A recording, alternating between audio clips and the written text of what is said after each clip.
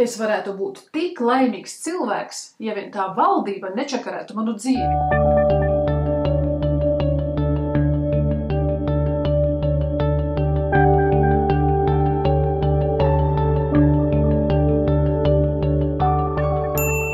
Šodien ir pienākusi 4. nodaļas kārta Sūzanas Džefersas grāmatai Baidies un tomēr rīkojies. Nodaļas nosaukums – Gribat vai nē, tas ir jūsu ziņā. Uzņemies atbildību par savu dzīvi. Man pagāja ilgs laiks, kamēr es sapratu, ko patiesībā tas nozīmē. Bet ko tas varētu nozīmēt? Atrast darbu, lai varētu patstāvīgi nodrošināt savu iztikšanu? Parūpēties par savu dzīves vietu? Radīt pēcnācējus? Patiesībā tas dziļākais kodols ir daudz lielāks. Un tas nozīmē. Pastāstīšu šeit divus piemērus no grāmatas. Viens piemērs ir par kādu vīrieti vārdā Edvards, kurš ir ārkārtīgi bagāts un ar augstu varu apveltīts rīkotāju direktors. Viņš savā būtībā varētu būt ļoti laimīgs un tāds cilvēks ar vērienu, teiksim tā, bet viņš dzīvo trauksmē un bailēs. Un bailēs par ko? Par to, ka sieva viņu pārāk maz mīl, par to, ka dēls lieto narkotikas, par to, ka viņa priekšnieks visu darbu uzveļ tikai viņam un tā tālāk, Un viņš savā dzīvē par to, ka viņš ir nelaimīgs, vaino visus šos te cilvēkus. Un viņš saka tā, ja nu vien tie cilvēki mainītos, tad arī mana dzīve būtu laimīga. Tad ir jautājums tāds, vai šis te cilvēks, šis vīrietis Edvards uzņemās par savu dzīvi atbildību, lai arī cik augstā amatā viņš būtu. Un vēl viens cits piemērs, tāda sieviete vārdā Mara, ir ļoti veiksmīga uzņēmēja, viņa ir ļoti daudz draugu, viņa ir ļoti daudz mīļāko un visa dzīve, var teikt, ir tādā ziņā ļoti laba, bet viņa nepārtraukti sūdzās par savu bijušo vīru, kurš viņas dzīvi padara nožēlojumu, kurš nepalīdz aprūpēt viņu kopējo bērnu, tātad nedod līdzekļu šajā ziņā. Un ja vien šis te cilvēks tur un tā tālāk un tā joprojām, tad viņas dzīve būtu laimīga. Vai šī sieviete savā būtībā uzņemās atbildību par savu dzīvi? Tā uzdot jautājumu rakstniece. Un savā būtībā ir tā, ik viens, kurš sūdzās par savas dzīves apstākļiem vai par savu dzīvi vai no citus cilvēkus, neuzņemas atbildību par savas dzīves pieredzi. Izklausās skarbi, bet visi šie cilvēki ir upura lomā. Sūzana Džefersa uzsver, atdodot savu spēku, tu virzies arvien tālāk uz sāpju pusi, un rezultātā kļūsti paralizēts, mēģinot pievarēt bailes. Upuri ir bezspēcīgi. Šādu baiļu skalu es apskatījos jau iepriekšējā video, tā kā apskaties droši un tev būs lielāka skaidrība, kā tieši tas ir domāts. Bet svarīgi ir saprast tie, kuriem šis spēks nepiemīt, zaudē mieru un viņi kļūst ļoti viegli ievainojami. Tātad mēs virzamies savā dzīvē vienmēr no sāpju puses uz spēku pusi. Bet neuzņemoties atbildību par savu dzīvi, mēs vienkārši slīdam atpakaļ uz sāpēm. Darbs, ko nevar ciest, vientulība, neizturamas attiecības. Nekas tavā dzīvē nav tā, kā tu vēlies. Patiesībā viss ir tavās rokās, pilnīgi viss. Kaut kāda iemesla dēļ tu izvēlies savā dzīvē visu vai kaut ko no augstāk minētā. Tātad tā ir tava izvēle, lai cik tas arī izklausītos šobrīd varbūt negodīgi un nē, tā vispār nevar būt. Savā būtībā tas tiešām tā arī ir. Tomēr apzinoties to, ka visu postu savā dzīvē tu radi pats, tieši tāpat tu savā dzīvē vari radīt arī dzīvesprieku un laimi. Un šodien tieši 7 definīcijas apskatīsimies sakarā ar atbildības uzņemšanos. Pirmais. Ko tas nozīmē? Uzņemties atbildību nozīmē nekad nevainot nevienu citu par to, kas tu esi, ko tu dari, kas tev pieder vai ko tu jūti. Kamēr vien pilnībā nesapratīsi, ka tu neviens un nevis kāds cits rada to, kas notiek tavā prātā, tu nekad nekontrolēsi savu dzīvi. Un tā ir tik ļoti liela patiesība, manuprāt, ka mūsu galvās neviens cits nevar ielīst. Tikai un vienīgi mēs paši radam savu domu gājienu, savas domas, un tas ir ļoti svarīgi saprast. Otrā definīcija. Uzņemties atbildību nenozīmē vainot sevi. Tas ir ļoti, ļoti svarīgi. Un itin viss, kas atņem tev spēku vai prieku, padara tevi par upuri. Tātad nepadari sevi par upuri sev. Apzinoties vienu galveno lietu, tu vienmēr esi darījis labāko, ko esi spējis, ņemot vērā to, kāds cilvēks toreiz bija. Tas ir ārkārtīgi svarīgi saprast, ka mēs attīstamies, mēs nepārtraukti mainamies un pilnveidojamies. Un jebkurā brīdī, jebkurā gadījumā mēs vienmēr savā dzīvē esam gribējuši un darījuši to labāko. Tagad, saprotot to, ka viss ir tavās rokās, tu vari mainīt savā dzīvē to, kas tevi neapmierina. Bet tas ir ilgs izmēģinājumu un kļūdu process. Kļūdu es labprāt liktu pēdiņās šajā gadījumā, jo tā ir dzīves pieredze. Tas vārds kļūda pati par sevi ir tāds, manuprāt, skan negatīvi, ja? Bet jebkura dzīves pieredze palīdz tev augt un attīstīties. Un galvenais, esi pacietīgs ar sevi. Trešā definīcija. Uzņemties atbildību nozīmē zināt, kur un kad tu nesi saldo atbildības nastu, lai galu galā to mainītu. Bieži vien paiet gadi, līdz tu saproti, ka kādā no dzīves sfērām esi bijis upura lomā. Taču to aptverot var ķerties pie tā saucamo kļūdu labošanas.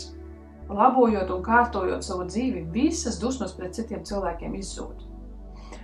Un šeit ir sajūtu pavadiens, kurš jums pasaka, ka tu neuzņemies savā dzīvē atbildību šajā brīdī. Ja?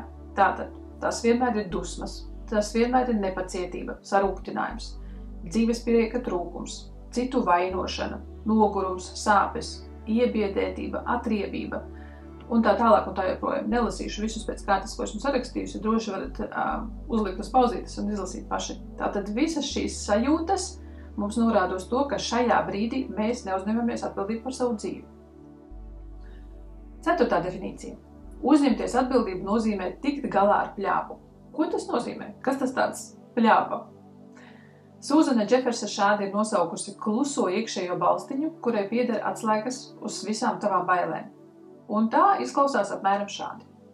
Es esmu ļoti dusmīgs uz savu priekšnieku, jo šorīt viņš neuzaicināja mani uz sapulci. Es taču esmu tik labs darbinieks. Es savā brīvajā laikā daru darbu. Neviens cits tā nekad nedara. Visi citi tikai slaistās, bet visiem citiem viņš dod daudz lielākas iespējas. Jā, paskatīsimies, ja es, piemēram, aizietu tagad no darba, kā viņš vispār tiktu galā. Bet patiesībā jau tas darba tirgus ir tik slikts, ka diez vai man vispār kaut ko izdosies atrast. Jā, un jau man tur stāstīja, ka tur ļoti daudz, kas kurā aiziet, tie vispār sēž bez darba vai vispār tiek atlaisti. Bet es vairs nedarīšu tik daudz kā līdz šim šeit, jo tas vispār galīgi neatmaksājās, tāpēc, ka tas taču ir mans brīvais laiks un mani neviens nenovērtē, mans priekšnieks mani galīgi nenovērtē. Ja? Tātad šāds te murgs galvā notiek, es domāju, ikvienam. Es domāju, ka tas ikvienam ir kaut kas līdzīgs, bijis jau pieredzēts un pazīstams. Tāpēc bieži vien mēs ieslēdzam televizorus, ieslēdzam radio, vēlamies ar visu kaut ko citu novērst uzmanību, ja, lai mēs nekļūtu par pļāpas upuriem. Bet, diemžēl, tas tā notiek. Kā atbrīvoties no pļāpas, pastāstīšu nākošajos video. Tāpēc seko man Instagramā, Facebookā un YouTube. Taču pagaidām piefiksē vienkārši to, ka pļāpas balss tavā galvā tevi padara par upuri. 5. definīcija. Uzņemties atbildību nozīmē apzināties labumu, jeb izdevīgumu tajā, kas tev liek palikt iestrēgušam. Izdevīgums izskaidro to, kāpēc tu izvēlies iemūžināt to, ko nemaz nevēlies savā dzīvē. Jā, bet kas tad patiesībā man varētu būt izdevīgs, ja mans darbs man riebjas, bet es esmu spiests tajā strādāt, jo nauda taču jāpelna. Lūk izdevīgums. Upura loma ir ērta. Nav jāsaskaras ar iespējamo atteikumu. Ja tu meklēsi kādu citu darbu šajā gadījumā, ja, pastāv vienmēr iespēja, ka tev tas tiks atteikts. Darbs pats par sevi ir viegls, tas, ko tu dari, ja. Pārliecība, ka varēšu ar darbu tikt galā. Tātad, ja es pieņemu kādu jaunu izaicinājumu, tas varbūt atkal, es varbūt arī varu netikt ar šo darbu galā, ja. Pārliecība par savu kompetenci. Es zinu, ka es šo darbu protu, daru, un līdz ar to es jūtos komfortabli vienkārši šajā darbā, ja. Tas ir salīdzinoši drošs. Un man nav jāiegulda papildus enerģija, jo ejot jaunu darbu darīt, ja, tātad man būs iespējams kaut kas jāmācās, kaut kas jāpapildina savas zināšanas, ja, un tātad līdz ar to arī vajadzīgi būs vairāk enerģijas. Uzzinot par šiem labumiem, parādās izvēle. Tātad, tas nozīmē, ka jebkurā gadījumā tev ir izvēle. Tu vari palikt šajā darbā un turpināt justies nožēlojami. Otrais, tu vari palikt uz vietas un izvēlēties just prieku savā darbā. Bet tu vari arī izvēlēties atrast kādu apmierināšāku darbu. Un tas ir tas labākais. Lai kā mums liktos, ka no šīs situācijas nav izeja. Izeja ir vienmēr. Mums ir izvēle. Un kamēr tu sēdi upura pozīcijā, tu nespēji rīkoties. Bet sapratni par izdevīgumu būt upura lomā palīdz no tās izkļūt un pieņemt lēmumu. Rīkoties.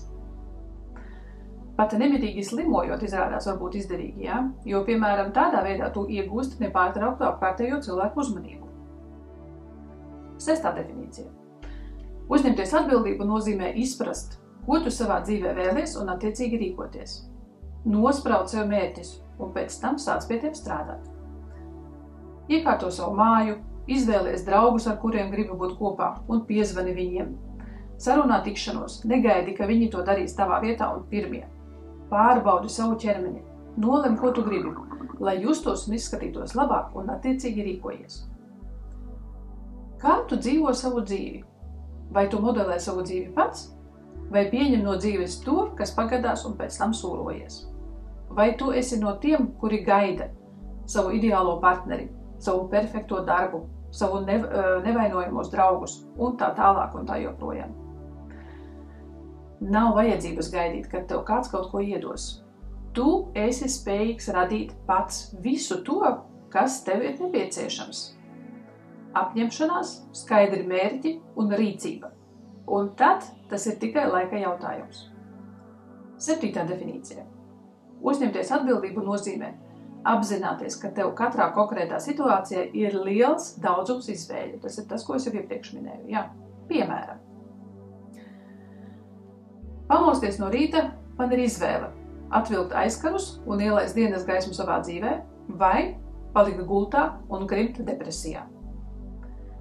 Ja es esmu slims un gripas dēļ nevaru apmeklēt kādu svarīgu tikšanos, manī var rasties pārliecība, ka ar manu karjeru ir pavisam cauri.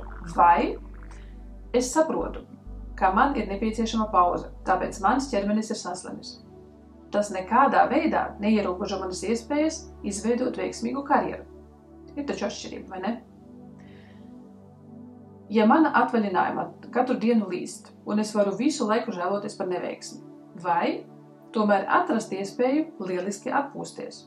Tātad jebkurā gadījumā pastāv izvēle. Pilnīga atbildības uzņemšanās par savu dzīvi ir ilgs process, prasa daudz pūļu un vingrināšanos. Taču galvenais ir uzsākt, jo tas vien jau tev liks justies labi. Nākošajā video padalīšos ar vingrinājumiem, kas tev ļaus justies spēcīgākam tavu baiļu priekšā. Spēj patīk, ja tev šis video bija noderīgs, un seko man Facebookā, Instagramā un YouTube, un izmēģini subliminālu iedarbību uz savu zemapziņu. Subliminal.lv mājaslapā. Uz tikšanos nākošajā video!